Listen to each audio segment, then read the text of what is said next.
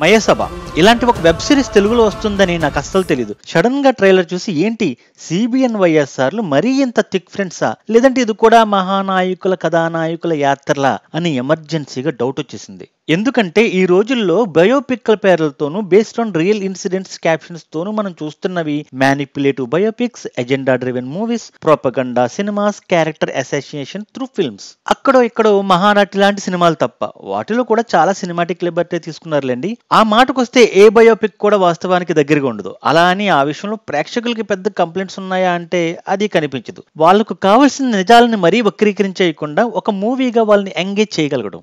Mayasabha web series ని direct చేసిన దేవా కట్ట అని తెలిసి మనోడు మరీ అంత ఈజీగా ఎజెండా ఫిల్మ్స్ తీయడే అన్న నమ్మకంతో ఈ సినిమా మీద ఇంట్రెస్ట్ పెరిగింది. దేవకట్ట, ఏలేటి చంద్రశేఖర్ లాంటి కొంతమంది డైరెక్టర్ ఉన్నారండి. వాళ్ళ రేంజ్ కి తగ్గ హిట్ వాళ్ళు కొట్టలేదనేది పాపులర్ ఒపీనియన్. వెన్నెల మూవీతో ఈ సినిమాలోకి ఎంట్రీ ఇచ్చిన, ప్రస్థానంతో అందరి దృష్టిని ఆకర్షించిన ఇప్పటి వరకు దేవకట్టకి సరైన హిట్ పడలేదు అనేది అందరూ ఒప్పుకున్న విషయం. ఇప్పుడు వచ్చేది వెబ్ సిరీస్ కావడంతో దేవకట్టకి తను చెప్పాలనుకున్న పాయింట్ టైం బౌండ్ లేకుండా చెప్పగలడని నమ్మకంతో ఈసారి దేవకట్ట టార్గెట్ మిస్ అవ్వడు అనిపించింది.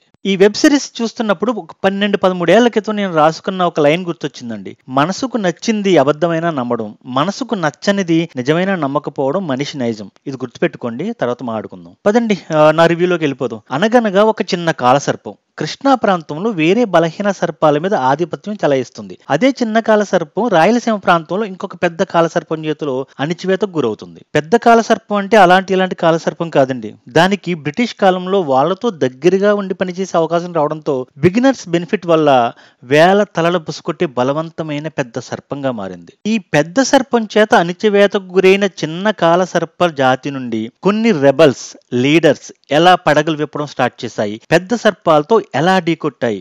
అదే సమయంలో కృష్ణా ప్రాంతంలో ఈ చిన్న సర్పాల అణచివేతకు విసిగెత్తిన బలహీన జాతుల సర్పాల నుండి ఎలాంటి నాయకత్వం ఎదిగింది, ఎలా తిరగబడింది. వీటన్నిటిపైన పెద్ద సర్పాల జాతి నుండి పైనుండి ఆడిస్తున్న ఆ ఢిల్లీ పాములోడు ఎవడు. నేను చెప్పింది మీకు అర్థమైంది అనుకుంటున్నాను. నేనేదో కులాలని సర్పాలతో పోల్చేస్తానని చెప్పి నన్ను ఉత్కారేకండి. ద్వేషిస్తూ భయపడుతూ కూడా పూజించబడేవి కులాలు సర్పాలు మాత్రమే, అందుకే అలా చెప్పా. అయినా దేవకట్ట నాలా సర్పం దర్పం అని పెట్టకథలా కాకుండా డైరెక్ట్ గా కులం పేర్లు పెట్టి మరి తీసి పడేసారండి వెబ్ సిరీస్. బాంబుల శివారెడ్డి అనే వైఎస్ రాజారెడ్డితో పోలున్న పాత్ర చేత రెడ్డి కులంలో తన కుటుంబానికి ఇమేజ్ ఎలాంటిదో చెప్పించాడు. దేవుని బిడ్డలం అని కూడా చెప్పించాడు. కులంలో వెలివేయబడ్డాం అని పదే పదే రాజారెడ్డి పాత్రను పోలి ఉన్న పాత్రతో చెప్పించి అతని కొడుకు ఎంఎస్ రామిరెడ్డి జిల్లా పార్టీ ప్రెసిడెంట్ అయిన తర్వాత అదే కులం వాళ్ళు ఆ కుటుంబాన్ని ఎలా ఓన్ చేసుకున్నారో ఒక సీన్ లో అద్భుతంగా చూపించాడు. కులం అందరికీ ఒకేలా ఉండదని, డబ్బున్నోడికి ఒకలా, డబ్బు లేనోడికి ఒకలా, పవర్ ఉన్నోడికి ఒకలా, పవర్ లేనోడికి ఇంకోలా ఎంత అవకాశవాదం చూపిస్తుంది అనేది అద్భుతంగా చూపించాడు. కేకేఎన్ కాకర్ల కృష్ణనాయుడు సిబిఎన్ పాత్రలా అనిపించే పాత్ర. వ్యవసాయ ఆధారిత బిలో మిడిల్ క్లాస్ చౌదరి కుటుంబం. బెజవాడ ఏరియాలో ఈ కులానికి ఆధిపత్యం ఉన్న రాయలసీమ వచ్చేటప్పటికి రెడ్ల ఆధిపత్యంలో నలిగిపోయే కులాల్లో ఇదొక కులం. అస్తిత్వం కోసం పోరాడే పాత్ర ఈ కేకేఎన్. కేకేఎన్ అరేంజ్ చేసిన ఒక వీధి ప్రోగ్రామ్ లో 3 కుర్చీలు ఉంటాయి. ఆ కుర్చీలు ఒక దాని మీద కూర్చోవాలనుకుంటాడు నాయుడు, కానీ కుదరదు. రెడ్డి పక్కన రెడ్డే కూర్చోవాలి గాని మడక కట్టుకునే కులంలో పుట్టిన నువ్వు ఎలా కూర్చుంటావు అని ప్రశ్నిస్తారు. అదే ప్రశ్న వైఎస్ఆర్ ని పోలి ఉన్న ఎంఎస్ఆర్ పాత్రకి ఎదురవుతుంది, కానీ కొంచెం డిఫరెంట్ గా. పాలించే కుటుంబంలో పుట్టిన నువ్వు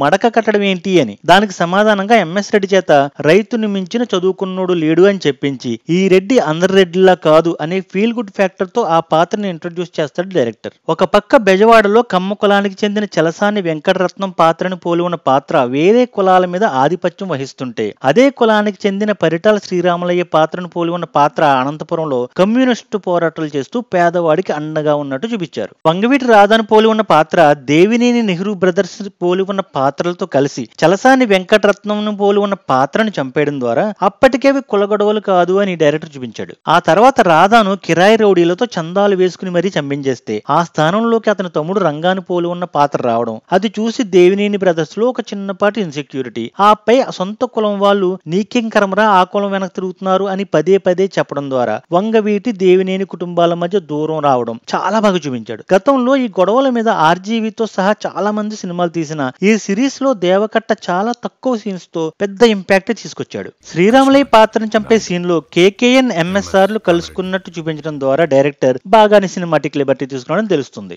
అంజయ్యను రాజీవ్ గాంధీ అవమానించాడని చెప్పుకునే బేగంపేట ఎయిర్పోర్ట్ సీన్ లో కూడా ఎంఎస్ఆర్ కేకేఎన్ లో అక్కడే ఉన్నట్టు చూపించడం ఇలాంటి సినిమాటిక్ లిబర్టీలలో ఒకటి. ఐరావతి బస్సు ఇందిరాగాంధీతో పోలి ఉన్న పాత్ర.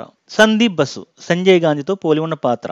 ఐరావతి ఎమర్జెన్సీ ఇంపోజ్ చేసిన విధానం. ఐరా అంటే ఇండియా, ఇండియా అంటే ఐరా అనే నినాదం. బలవంతపు కుటుంబ నియంత్రణ ఆపరేషన్స్. ఇలా ఎమర్జెన్సీ డేస్ ని చూపించారు. YSR marriage, KKN love story లాంటివి చాలా రూమర్స్ మనం చిన్నతనంలో విన్నాం. అవి నిజమా కాదా నాకు తెలియదు కానీ సినిమాటిక్ లిబర్టీతో కేకేఎన్ కి లవ్ స్టోరీ కాలేజ్ డేస్ లోనే ఉన్నట్టు చూపించాడు డైరెక్టర్. మేము చిన్నప్పుడు విన్న రూమర్ జయప్రదకి సిబిఎన్ తో ఏదో అఫైర్ ఉందని. అడవి రాముడి పాటల్ని ఆమె మీద తీయడం ద్వారా రూమర్ నిజమేనేమో అనే ఆలోచన వచ్చేలా చేశాడు డైరెక్టర్. ఎమర్జెన్సీ ఎత్తేసిన తర్వాత ఇండియా మొత్తం కాంగ్రెస్ తుడిచిపెట్టుకుపోయినా 42 ఎంపీ సీట్లు ఆంధ్ర నుంచే రావడం, వైఎస్ఆర్ సిబిఎన్ లు రాజకీయంగా ఎదిగిన విధానం మొత్తం కవర్ చేశారు. ఇంకా లాస్ట్ ఎపిసోడ్కి వచ్చేసరికి పరిటాల కుటుంబం పడిన కష్టాలు, పరిటాల రవి తిరుగుబాటు, ఆపై మారణకాండ. అనంతపూర్ లో పరిటాల రవి శకం స్టార్ట్. ఢిల్లీ అధిష్టానం ఆంధ్రప్రదేశ్ ముఖ్యమంత్రులను పదే పదే మార్చడంతో ప్రజల్లో వచ్చిన విసుగు. అప్పటికి వ్యాపార రంగంలోను, విద్యలోను, సినిమా పరంగాను కమ్మ కులంలో వచ్చిన బలం, ఎన్టీఆర్ తో పార్టీ పెట్టేలా చేయడం, ఎన్టీఆర్ పార్టీ ప్రపంచం సృష్టించడం, ఇవన్నీ చాలా బాగా చూపించారు. ఎన్టీఆర్ రోల్ ని ఆర్సీఆర్ గా చెప్తారు. ఈ రోల్ లో సాయి కుమార్ పెర్ఫెక్ట్ గా సెట్ అయ్యాడు. ఒక సినిమా ఫంక్షన్ లో ఆర్సీఆర్ కేకేఎన్ స్పీచ్ విని ఇంప్రెస్ అవ్వడం, పక్కనున్న వాళ్ళు మన కులమే అని చెప్పడం, ఆర్సీఆర్ కేకేఎన్ ని ఇంటికి భోజనానికి పిలవడం, ఆపై ఆర్సీఆర్ కూతురుతో కేకేఎన్ పెళ్లి చూపించారు. చెప్పడం మర్చిపోయానండి, ఈ ప్రాసెస్ మొత్తం ఎంఎస్ఆర్ పక్కనే ఉన్నట్టు దగ్గరుండి పెళ్లి కుదుర్చినట్టు తీశారు డైరెక్టర్. ఇది కూడా సినిమాటిక్ లిబర్టీ అని నా ప్రగాఢ విశ్వాసం. తప్పైతే కామెంట్ సెక్షన్ లో చెప్పండి. ఎలక్షన్ లో కేకేఎన్ ఓడిపోవడం, ఆర్సీఆర్ కేకేఎన్ల మధ్యన ఆ పార్టీ పరంగా చిన్నపాటి గ్యాప్ రావడం, తర్వాత ఆర్సీఆర్ చొరవతో కేకేఎన్ పార్టీ మారడంతో ఈ సీజన్ క్లైమాక్స్ కి వస్తుంది. ఆదెండ్ల భాస్కర్ రావు రోల్ ను కామెడీగా రన్ చేస్తూనే కీలకమైన మలుపులకు బాగా వాడుకున్న డైరెక్టర్. కేసీఆర్ ను కూడా మనం చూడొచ్చు. క్లిఫ్ హ్యాంగర్ గా వైస్రాయ్ హోటల్ ముందు ఎన్టీఆర్ మీద చెప్పుపడే సీన్ తో నెక్స్ట్ సీజన్ కి పెర్ఫెక్ట్ లీడ్ ఇస్తాడు డైరెక్టర్. సినిమా, పాలిటిక్స్, కులం ఇవన్నీ మనకు తెలియకుండానే మన మీద చాలా ప్రభావం చూపిస్తాయి. వాటి గురించి తెలుసుకోవాలని కుతూహలం చాలా మందిలో ఉంటది. అలాంటి వారికి మైసభ మస్ట్ వాచ్ వెబ్ సిరీస్. ఈ సిరీస్ లో ఏ ఏ అంశాలు మీకు నిజం అనిపిస్తున్నాయి, ఏ ఏ అంశాలు అబద్ధం అనిపిస్తున్నాయి అనేది నేను ముందుగానే చెప్పినట్టు మీరు ఏ సైడ్ తీసుకుంటున్నారు అనే దాని మీద ఆధారపడి ఉంటది. మనసుకు నచ్చింది అబద్ధమైన నమ్మడం, మనసుకు నచ్చనిది నిజమైన నమ్మకపోవడం మనిషి నైజం. అదండి గ్లోబల్ గిరీసం పాయింట్ ఆఫ్ వ్యూ లో Mayasabha web series review. Thank you.